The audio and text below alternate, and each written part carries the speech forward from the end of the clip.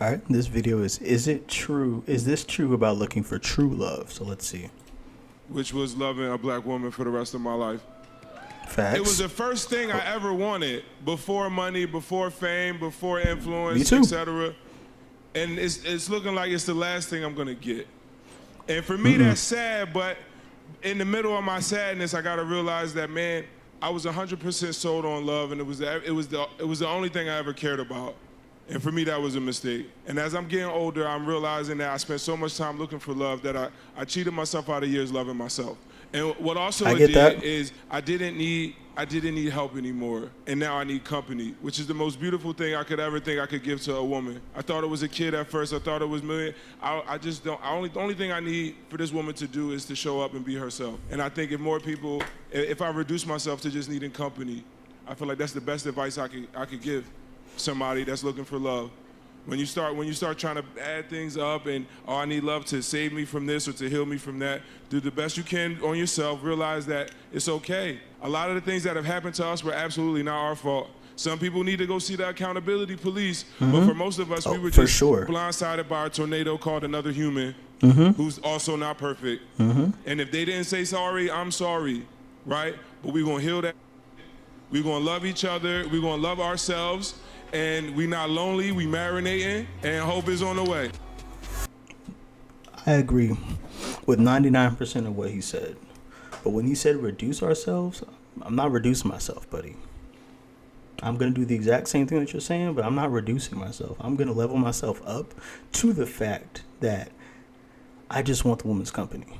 I'm not going to say that I'm reducing myself to that. I get what he's saying. I get why he said it like that, but I'm just not reducing myself, bro. I just don't want to put that in the same sentence. With me personally, with my last relationship, I'm not gonna say a lot.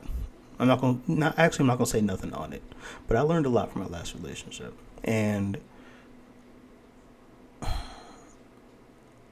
I know what I'm not going to accept, and I learned what I'm going to require, you know what I'm saying, more in the future. So I treat it as a learning experience. That's really what I did. And now that's what I look for now. And the bottom line is, yeah, I feel like I'm doing great. And I just want the company. I want someone to accompany me with on my journey to greatness and being great. And that's like such a relief.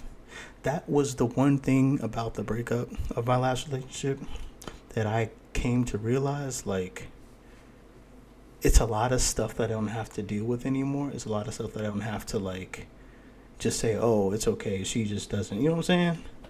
Like, so many things. It's like, wow, I can actually move forward. I can actually do things differently, look for X, Y, and Z.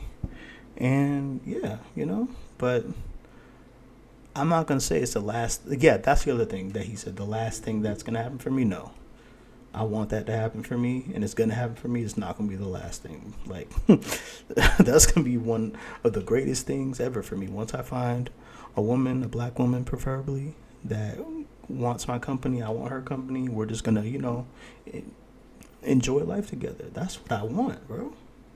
That's what I want. And I'm going to get that. It is not going to be one of the last things. So, respectfully, those are two things I disagreed on, but he was on point.